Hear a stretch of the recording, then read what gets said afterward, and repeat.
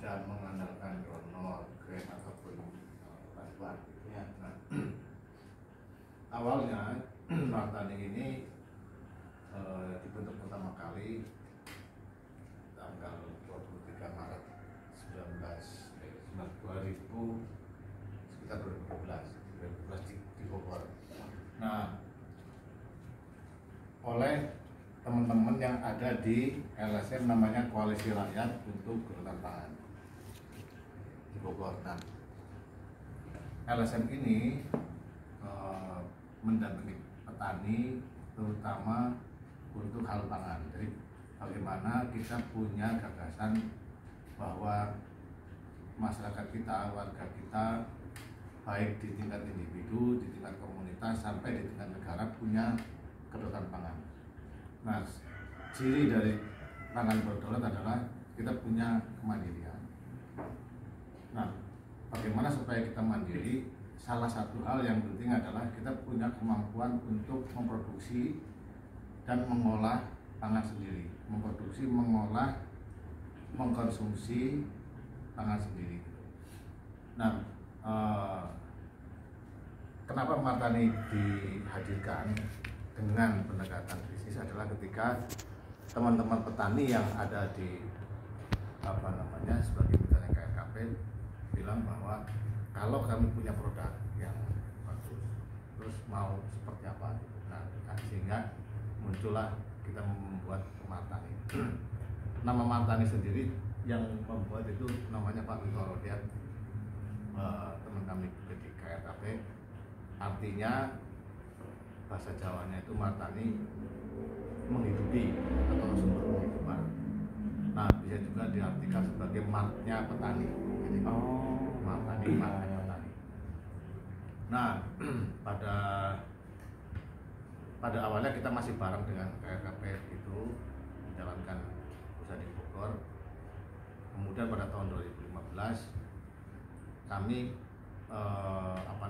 di antara teman-teman KRKP ternyata tidak ada yang suka untuk menjalankan bisnis. Akhirnya sayalah yang menjalankan Martani, dan kemudian pindah ke Jogja karena suka dengan Jogja gitu.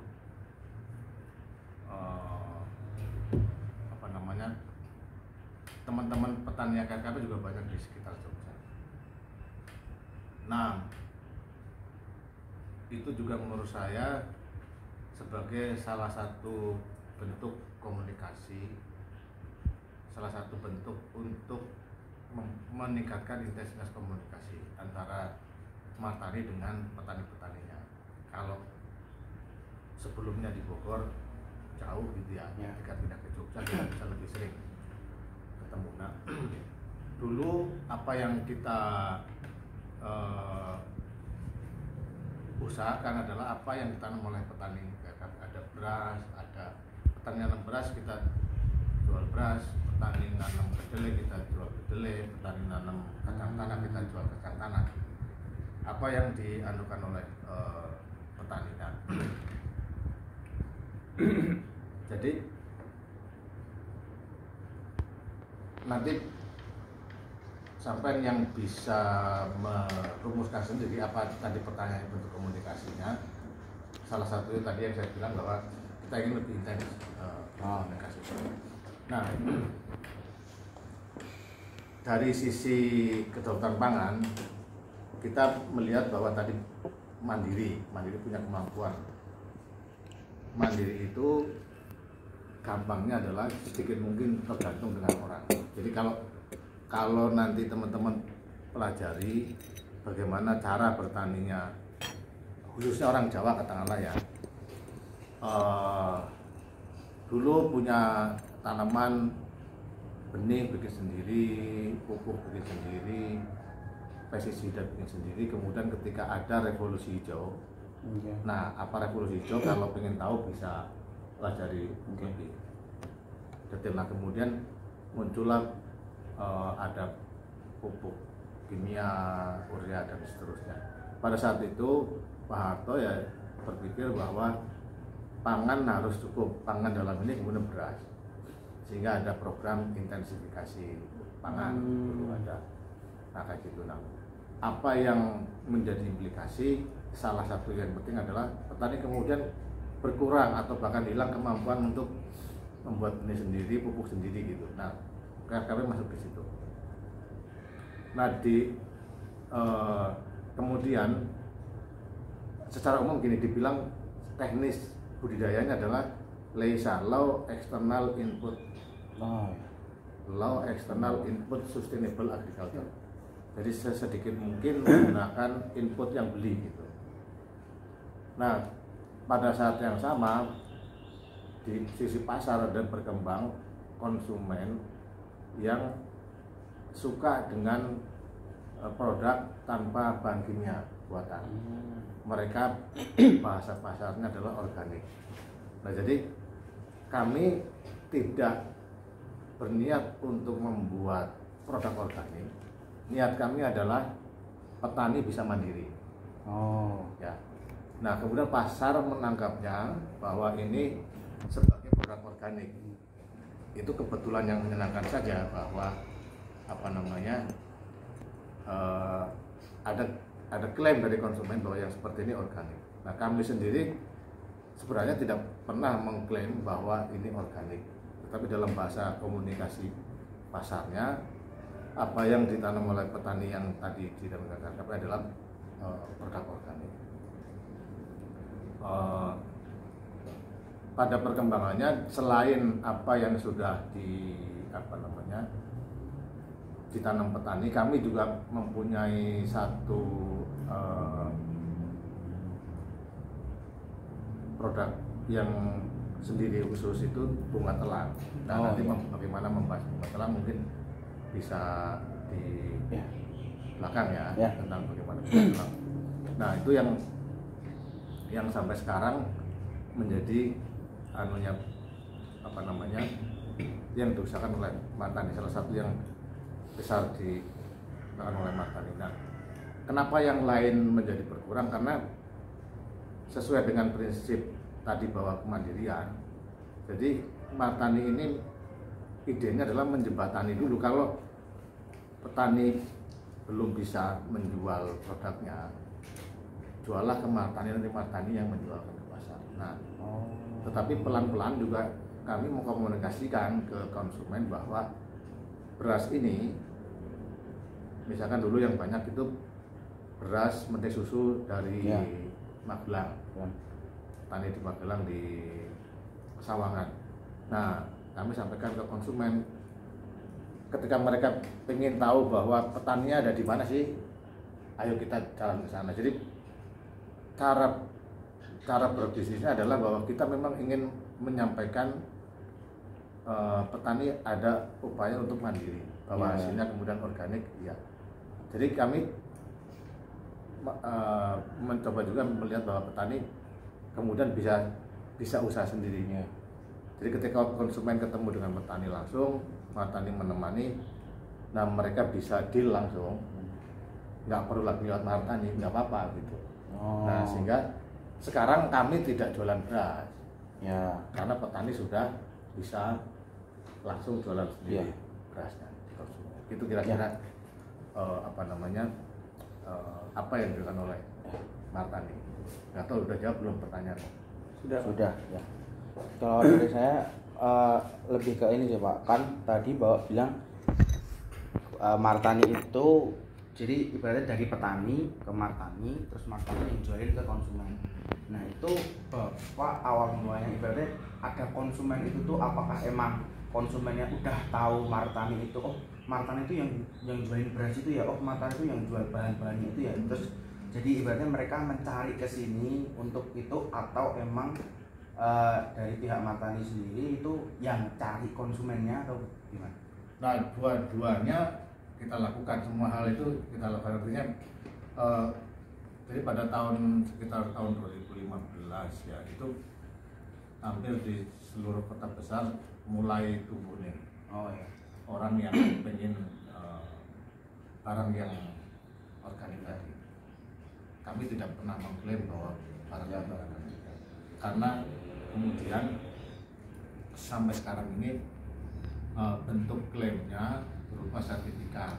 Oh. Nah, kami sendiri nggak sepakat nih dengan sertifikat organik, Iya. karena apa namanya, organik sendiri sebenarnya menurut kami adalah cara hidup gitu. Cara hidup yang didasarkan kepada orang mesti saling percaya, ya, saling percaya dan saling legalitas gitu, yang jadi nggak perlu lagi misalnya Mas Sabto konsumen, saya produsen,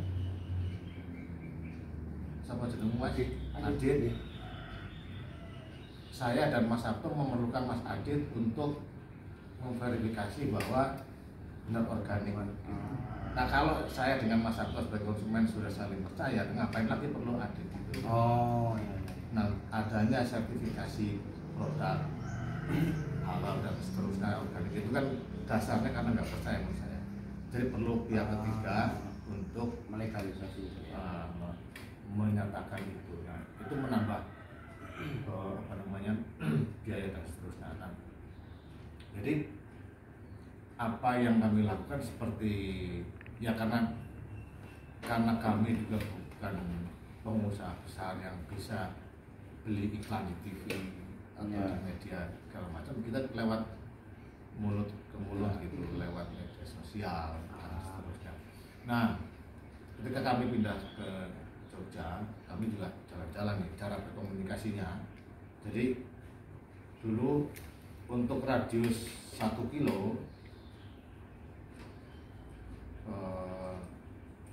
1 kilo ya, kita jalan kaki. Untuk radius 5 kilo kita naik sepeda. Nah, radius 50 kilo kita naik motor gitu, untuk melihat apa sih produk petani yang selain yang sudah ada di anggota KKP tadi. Nah, juga melihat pasar-pasar gitu ya. Kemudian dari teman ke teman kita kenal, kita tahu bahwa di Jogja juga mulai tumbuh tadi ada komunitas-komunitas yang bikin pasar, dibilangnya pasar alternatif. Kenapa dibilang alternatif? Karena bukan pasar yang sudah ada. Oh. Kalau orang Jawa sebenarnya bilang kayak pasar kremping gitu, yang diadakan seminggu sekali 2 jam. Bahasa Inggrisnya flash market, itu bahasa Inggrisnya. Tadi cepat gitu ya Pak ya. Jadi contohnya kalau di Jogja yang sampai sekarang masih ada itu, ada pasar di Milas, ada pasar di Mustokoweni. Di Mustokoweni itu tiap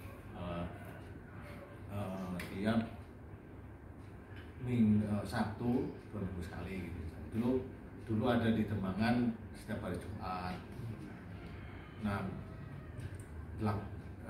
mungkin 2-3 tahun ini Mas Tri itu ikut di komunitas yang dibentuk oleh Dinas Pertanian Jogja, Provinsi Jogja.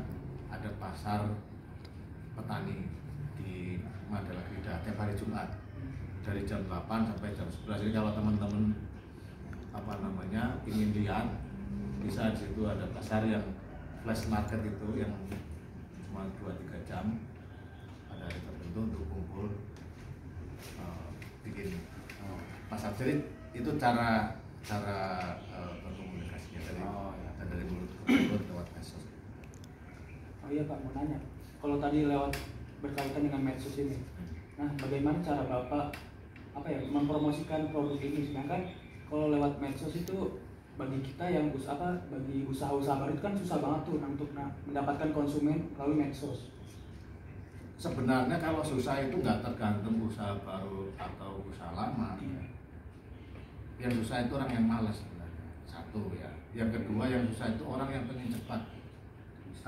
Pengen cepat gitu, posting sekali yang beli 10 orang gitu. Nah, itu yang menurut saya kemudian yang mengalami susah karena ekspektasinya tidak terpenuhi.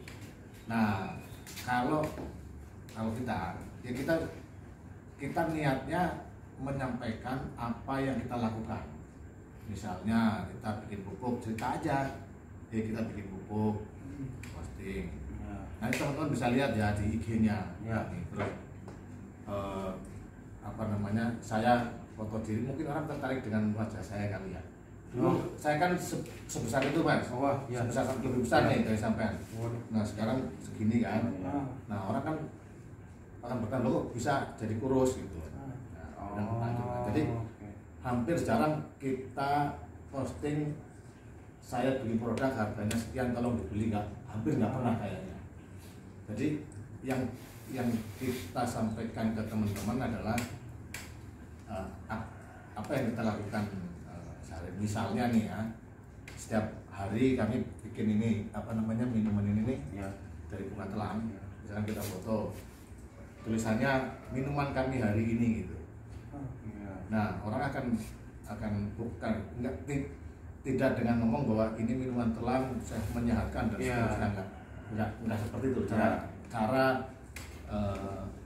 kami berkomunikasi bisnisnya. Nah karena apa? Karena bagi kami kemudian kalau orang yang tertarik akan nanya. Iya. Kalau orang nggak tertarik ya biarkan aja. Oh iya. Nunggu nanti mereka tertarik gitu ya.